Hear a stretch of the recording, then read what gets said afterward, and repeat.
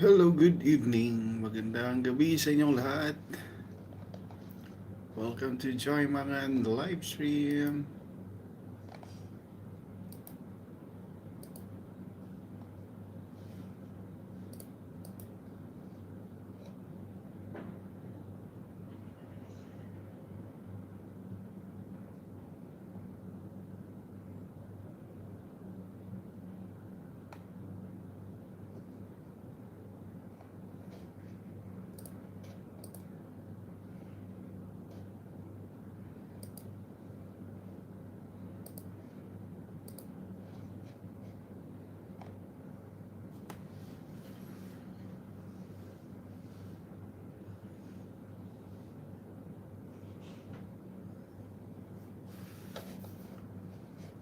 Our God is healer, oh show and power our God.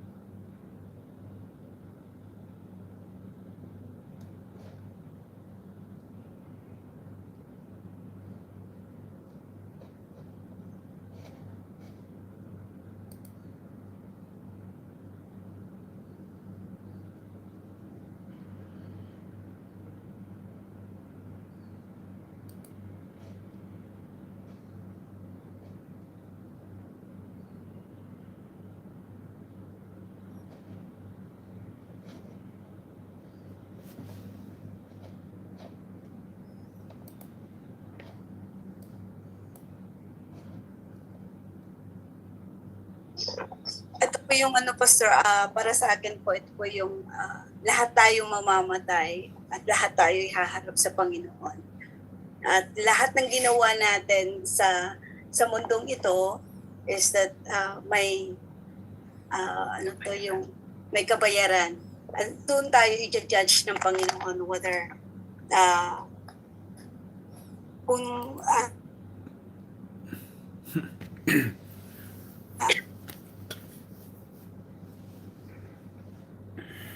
ang binang Panginoon at sariling tagapagligtas or hindi pa. Yun lang po. Okay. So ang sabi sa Biblia, pag mamatay, ano ang mangyayari after ng kamatayan? May judgment, tama? Kasi may mga naniniwala po na pag namatay wala na. Ano po 'yun? Sa English, annihilation. Na pag namatay ang tao wala na. Pero hindi po 'yan tinuturo ng Biblia, kasi ang tinuturo ng Biblia pag namatay meron pa. In fact, eternal, no? We will face judgment. So, lahat po ng tao i-judge, no? Whether you are believer, there's a judgment for the believer, there's a judgment for non-believer, ang mga hindi naniniwala sa Diyos, everyone po will be judged. So, there will be judgment. So, ang tanong po, kilala niyo po ba kung sino who will be the judge during that judgment day? Sinong gustong sumagot? Si Jesus po, Pastor. Ang Diyos, no? Si Jesus. The judge of all the earth. Okay, Jesus. Sabi nga, may isang verse actually let me remember. Sa John. Sabi po ni Jesus Christ, the words that I have spoken, the same shall judge you in the last day. Check ko yan kung ano ha. Check natin kung ano ang verse. Mag-search. Kung maalala nyo ang verse, actually, pwede nyo i-search. Ang ginagawa ko mag-search kayo, example, sa Google. So, the words that I have spoken. Kasi hindi ko maalala ko ng verse. The same shall judge you. Okay, verse. Anong verse kaya ito? So, it's in John 12:48. Tingnan natin. John 12:48. Uy, wala ang connection ko. Sabi dito, these are the words of Jesus, John 12:48. There is a judge for the one who rejects me and does not accept my words. The very words that I have spoken will condemn them at the last day. Or, the very word that I have spoken will judge him on the last day. So, ang gagamitin po ng Panginoon, di ba ang Panginoon ang judge? God will be the judge. He will use His word to judge. Di ba ang mga hukom sa Pilipinas, anong ginagamit nila sa pag-judge sa atin? Di ba? The law of the land, law of the Philippines. Kung nasa Macau ka, siyempre may law rin ang Macau. Yan ang gamitin nila sa pag-judge sa mga tao. Sa China, sa Saudi Arabia, kung saan ka. Pero in the future, anong gagamitin ng Diyos sa pag-judge atin? His words. That's why it's very important to be familiar of God's word. Kasi po, hindi po pwede na magsabi ka in the future na, Lord, sorry, hindi ko alam. Ignorant dyan kasi wala kang alam sa Biblia. Wala kang alam sa salita ng Diyos. The same will apply, no? Ignorance of the law excuses no one. Even though ignorante ka sa kasaguan ng Panginoon, it will not excuse you. That's why it's very important to know His commands now, His law now. Iniwan nga niya ang kanyang salita para maging familiar tayong lahat. Okay, we are now in number na ba tayo? Number 8. Okay, number 8. So how does the Bible describe eternal judgment? Di ba mag-judge ang Diyos? Tapos mamatay, mag-judge ang Panginoon. Ano po ba ang judgment ng Diyos? Eternal judgment. We will be condemned eternally. Ano po ba ang description nun? Sinong pwede makapagbasa Matthew 25:41? Si Sister Alma, may Bible ka ba dyan? Pwede ka bang makapagpasa dyan? Or kasi pass lang? Okay. Sige, nagpapatulog siya. Sister Emily, can you read Matthew 25:41?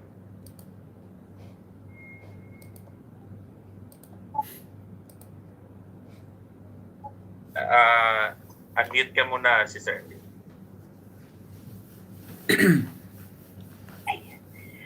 Matthew 25 verse 41. Basahin ko po sa Tagalog. Oh! Sorry. Sige. Pagkatapos, sasabihin ko naman sa mga tao, sa aking kaliwa, lumayo kayo sa akin. Kayo ang mga isinumpa ng Diyos, doon kayo sa walang katapusang apoy na inihanda para sa Diablo at sa kanyang mga kampo. Ayun nga, Pastor, yung eternal judgment.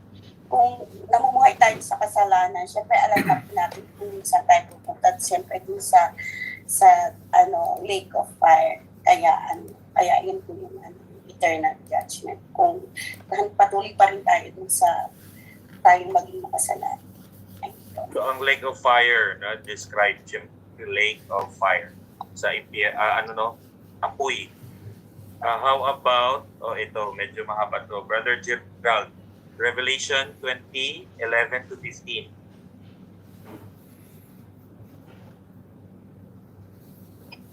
Revelation 20:11-15. Revelation chapter 20, verse 11, sabi dito, Then I saw a great white throne and him who sat on it, for whose face the earth and the heaven fled away, and there was found no place for them. Then I saw the dead, small and great, standing before God, and books were opened, and another was opened, which is the book of life. And the dead were judged according to their works by the things which were written in the books. The sea gave up the dead who were in it, and death and Hades delivered up the dead who were in them, and they were judged, each one according to his works. Then death and Hades were cast into the lake of fire. This is the second death, and anyone not found written in the book of life was cast into the lake of fire. So, yun po, Pastor, that eternal judgment is to be thrown into the lake of fire. And something na kailangan natin i-remember na pag wala po yung pangalan natin sa book of life, then eternal fire or the lake of fire yung mapupuntahan natin. And the same way that lahat po tayo ay i-judge ng Panginoon sa huli. Yan po. Okay, thank you. Na-mention dyan, may dalawang book. Okay, please remember mga kapatiran, when during the judgment, dalawang books po ang buksan ng Diyos. Ang una po ay Book of Life. Dapat po siguraduhin nyo na nalista ang pangalan nyo doon. Kasi pag wala ang pangalan sa Book of Life, you will be thrown in the lake of fire. And pangalawa po, Book of Works. Yan. So, syempre, ang Book of Works maging basihan sa automatic kasi kung wala kang pangalan sa Book of Life, sa impyerno ka. Kung ang pangalan mo ay nasa Book of Life, safe ka, ligtas ka, punta ka sa presence ng Pinoon. Paano naman po yung Book of Works? Ang Book of Works ay maging basihan ng Diyos. Siyempre, the way we live our Christian life, how we serve God, yun po ang basihan ng Diyos ng eternal rewards. We also know that ang Biblia po ay the Bible is talking about rewards, ng mga crowns na ibibigay ng Panginoon sa mga anak niyang nagsipamuhay para sa Kanya. Okay, Revelation 21:8. Isang verse pa. Sister Cara. Yan ba, Sister Cara? Yes po, Pastor. Revelation 21:8.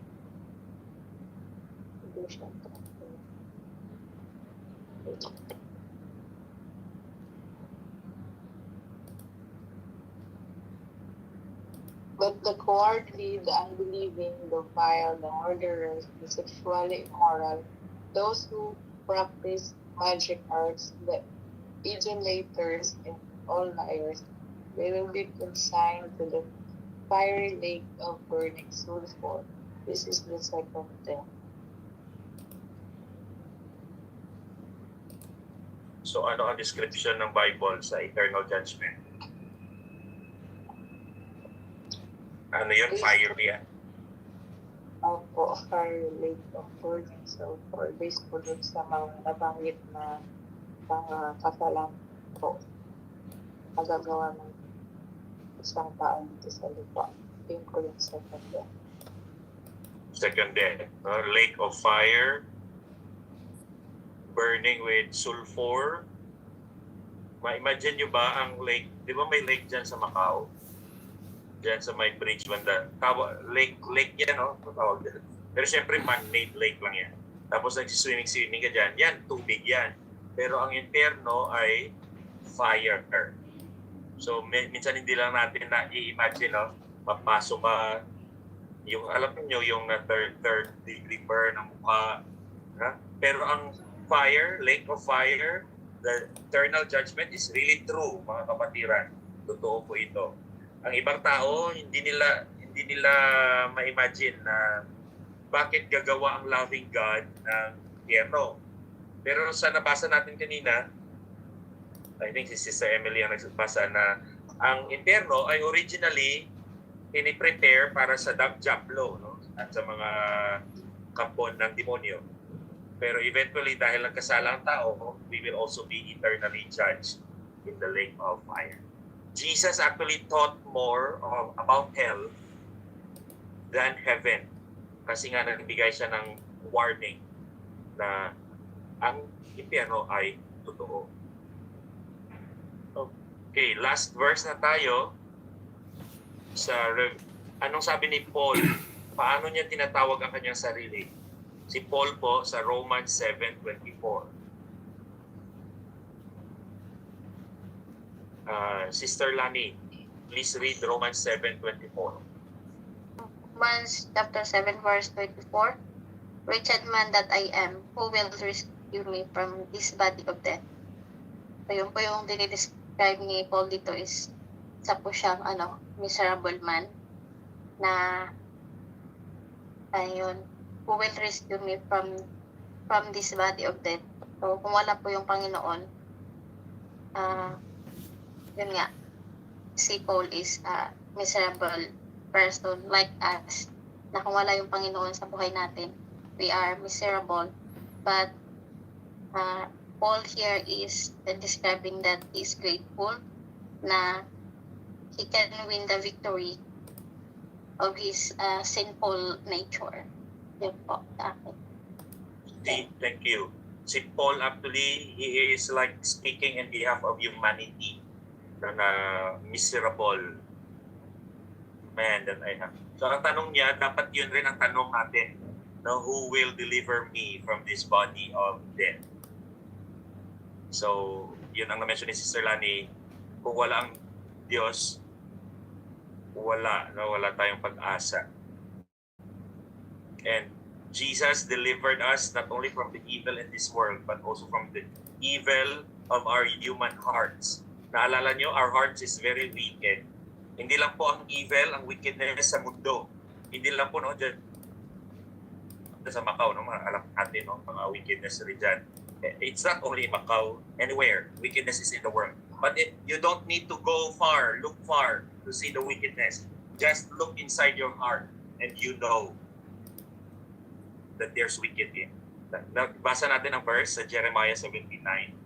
That the heart is really deceitful above all. So minsan kasi, that's why may mga Christians rin na ma-proud kahit Kristiyano sila kasi they don't look at themselves kumpara sa Diyos. God is holy, is perfect. Tapos ikaw, alam mo ang mga kakulangan mo, mga weaknesses mo, disobedience mo, trespasses mo, and so on, all our wickedness. Kasi kung i-compare mo lang sarili mo sa Diyos, ito na siguro ang reflection ko, no? Kung i-compare mo lang sarili mo sa Diyos, sigurado you will be humble. Humble ka talaga. Kasi you are nothing, we are nothing without God. Pero maraming tao, even Christians, tend to compare themselves with one another. That's why feeling nila okay sila kaysa sa iba. No? That's why easy lang silang mag-curse sa iba, easy lang sila mag-marites sa iba. Siyempre, mag-marites ka, ida-down mo iba, no? Tapos ikaw, feeling mo okay ka. Kasi, kino-compare mo sarili mo sa iba. Pero ang gusto talaga ni Lord is you compare yourself in my sight. And eventually you will fall down, humble yourself, and you will always see the grace and the mercy of God. So that's the reflection sa akin. So sa inyo, sorry. Okay, are you ready to share? Everyone, kahit maliit lang na nakuha nyo sa ating lesson ngayon. Kung may tanong kayo, pwede rin na mag-mention ng mga tanong. Okay, let's first Daisy. Mukhang nakasulat si Daisy ng ready answer. Pastor. Nag-take down notes ako, Pastor. Ako talaga, Pastor, sure ka na ako mauna, ha?